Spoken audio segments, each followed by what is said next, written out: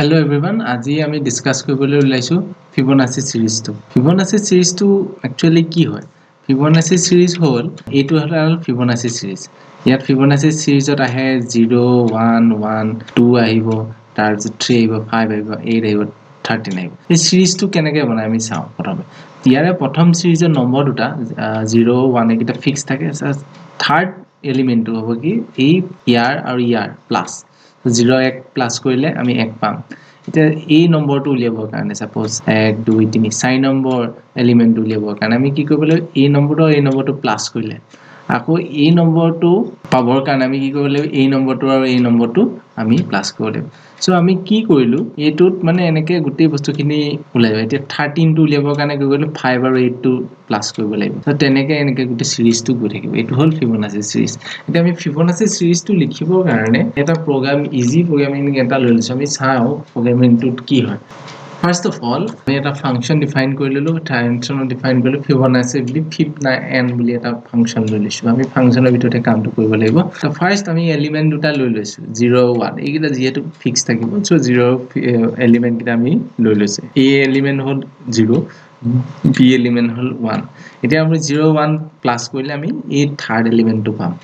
তো তাৰ কাৰণে প্ৰথমে কি কৰিব লাগিব যেহেতু আমি ফাৰ্স্ট আৰু সেকেন্ড এলিমেন্ট কিটা হল 0 1 so print a Dilu print b দিলু যাতে যেতিয়া প্ৰগ্ৰামটো ৰান কৰিম 0 আহিব 1 আহিব এটা থাৰ্ড এলিমেন্টটোৰ পৰা আমি এই সিৰিজটোত কাম কৰিব লাগিব সো ফাৰ্স্ট অফ অল আমি এটা লুপ লিখিব লাগিব এই লুপটোত for loop দি লিখিম for I in range 2, n 2 মানে 2 কিয় দিছে 2 এই কাৰণে দিছে যে 0 1 অলৰেডি আমি একিটা সিৰিজটোত আহিবই গটিকে একিটাও বেলেগকে পুট কৰিব দৰকাৰ নাই সো আমাৰ থাৰ্ড এলিমেন্টৰ পৰাহে আমাক লাগিব up to n number so আমি সেই কাৰণে 2 দিছে সো কি যাতে 0 1 এইকিটা প্ৰিন্ট হৈ যায় আৰু সেইকিটা এক্সক্লুড হৈ যায় তো এতিয়া আমি কি কৰিব লাগিব প্লাস কৰিব লাগিব এই ফাৰ্স্ট এলিমেন্ট আৰু সেকেন্ড এলিমেন্টটো প্লাস কৰিলে আমি third element so c = a + b এতিয়া কিন্তু এই যেতিয়া হেতু আমি তেতিয়া হলে ফাৰ্স্ট থাৰ্ড এলিমেন্টটোহে পাম প্ৰথম থাৰ্ড এলিমেন্টটো পাম যদি অকল c = a + b দি থৈ দিও তা আমি a এলিমেন্টটো নাপাম তো এই এলিমেন্টটো পাবৰ কাৰণে কি কৰিব লাগিব আমি সোৱাপ কৰিব লাগিব আগতে কি আছিল এটো আছিল a এটো আছিল b এতিয়া এটো এলিমেন্ট উলিয়াবৰ কাৰণে কি হ'ব এটো হ'ব a আৰু এটো হ'ব b সো শিফট হৈ যাব তো তাৰ কাৰণে কি কৰিব লাগিব a আগৰ b যিটো ভ্যালু আছিল হেতু লৈ লব লাগিব a ভ্যালুটো হ'ব আগৰ b ভ্যালুটো আৰু b ভ্যালুটো এই যে